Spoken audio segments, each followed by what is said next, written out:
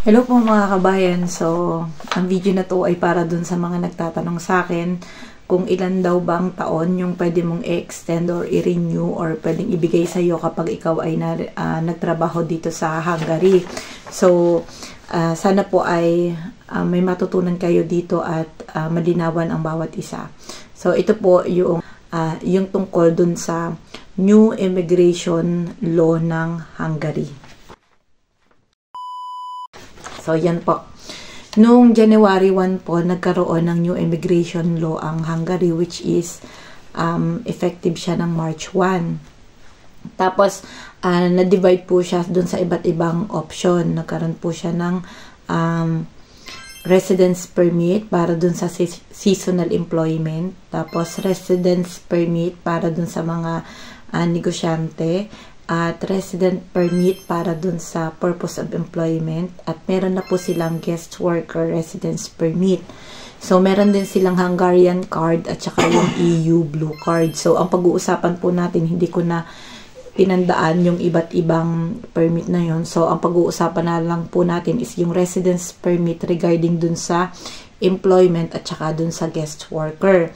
So, ano po ba yung pinagkaiba noong dalawa na yon? Yung residence permit for the purpose of employment.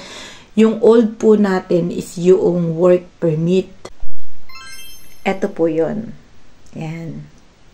Yun po yung ini-issue ng government nila na pinirmahan natin dyan sa kontrata na pumirma po tayo ng 2 years. Tapos, ang after ng 2 years ay merong extension ng 1 year. After ng 1 year na yon, total of 3 years po yon. So, depending on expiry date of one's passport and some factors, after expiry ng work permit ay pwede po siyang i-renew ng ilang beses or many as needed. Kung kailangan ka po ng employer ninyo, pwede po kayong i-extend ng i-extend. But although after 3 years of residency in Hungary, permanent residency po ay also become an option. So, family unification ay also possible. Yun po yung old work permit. Pero dahil po nagkaroon nga ng new immigration law, ang naging implementation na po nila is yung guest worker. So, yung guest worker, eto po yun. Yan. Ibinibigay po ng 1 year or 2 years na contract. So, pwede pong 2 years muna and then after 2 years ay meron na po kayong 1 year. So, yun po ay without option of further renewal. Yun na po yung pinagkaiba nila.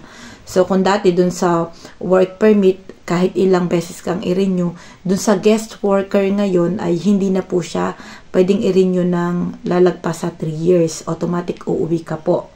Pero, yung family unification, hindi na rin po siya possible.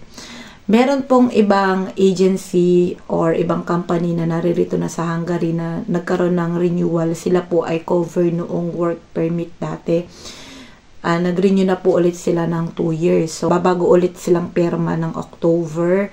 Nagkaroon po sila ng plus 2 years. So, total of 4 years na po sila. So, ibig sabihin po, depende pa rin yan sa company or dun sa pangangailangan ng company sa'yo. Kung talagang malakas or kailangan ka ni company, nagre-renew po sila.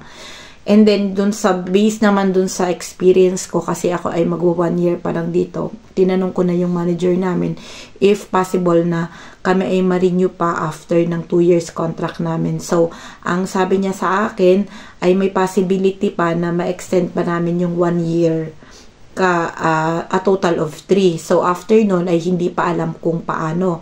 Kasi nga po, every year nagbabago po yung immigration law ng Hungary. Kaya po, wag tayong mawawalan ng pag-asa.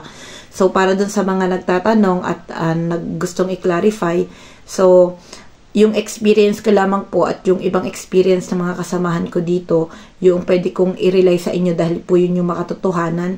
At meron din po akong ibang kaibigan na after nung contract nila ay pinauwi sila tapos pinabalik ulit sila dito for another contract. Ibig sabihin, after nung 3 years mo, ay uuwi ka talaga. So, hindi ka na ma-extend at another apply na po ulit ang mangyayari. So, yun po yung meron ngayon dito sa Hungary, guest worker. Pag kayo ay nandyan pa lang sa Pinas ngayon at kayo ay babagong aalis, kayo po ay cover noong guest worker residence permit. Ibig sabihin, pwede lang kayo magtrabaho hanggang 3 years dito sa Hungary. Kaya po ang advice ko para dun sa ating lahat ay hanggat naririto po tayo, gamitin po natin at ayusin natin yung pag-budget ng pera, mag-ipon po tayo para ano't naman ang mangyari po sa atin, may ipon po tayo, uuwi tayo sa Pilipinas nang meron po tayong ipon. So, pagpalain po tayong lahat at God bless us all.